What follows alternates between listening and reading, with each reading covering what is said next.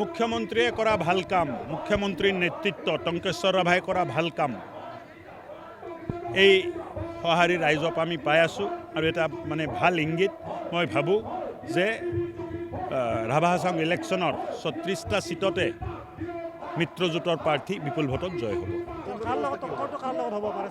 টংগৰটো নিজৰ মাজতে আছে যে কোনটো সিটে কোনটো মানে সবচে বেছি ভোটত জিকিব পাৰে,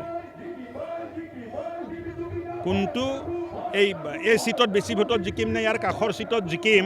তেখেতসকলে ক'লে যে বেলেগ দলৰ লগত প্ৰতিদ্বন্দ্বিতা নাই, আমাৰ নিজৰ মাজতে লাগিছে যে মই বেছি ভোটত জিকিম নে মোৰ কাষৰ মিত্ৰজোঁটৰ প্ৰাৰ্থী বেছি ভোটত জিকিব। ঠেকেচা কোৱাটো উচিত নহয়, তেখেতেও এটা ৰাজনৈতিক দলৰ সভাপতি।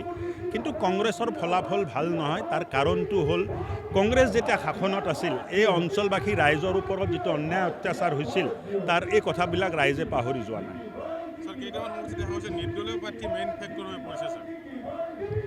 হ'ব, এতিয়া মইতো চব সমষ্টিৰ মানে যোৱাও নাই, ক'ৰবাত হয়তো নিৰ্দলীয় ফেক্টৰ হ'ব, কিন্তু শেষত আমাৰ প্ৰাৰ্থীয়ে জয়লাভ। বিধায়ক একে ৰচিত আলমে কিছু মন্তব্য কৰি আছে, বিজেপিক গালি দি আছে, প্ৰকাশ কাশ্যপক গালি দি আছে, কি ক'ব আছে?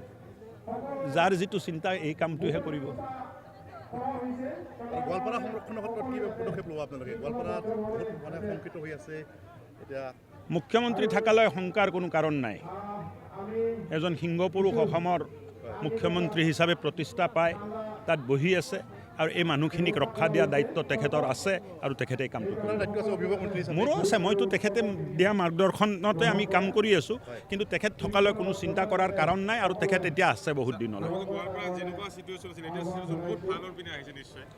ভাল হৈছে যদি ভালে কথা, মুখ্যমন্ত্ৰীক ধন্যবাদ দিব লাগে আমি। দেই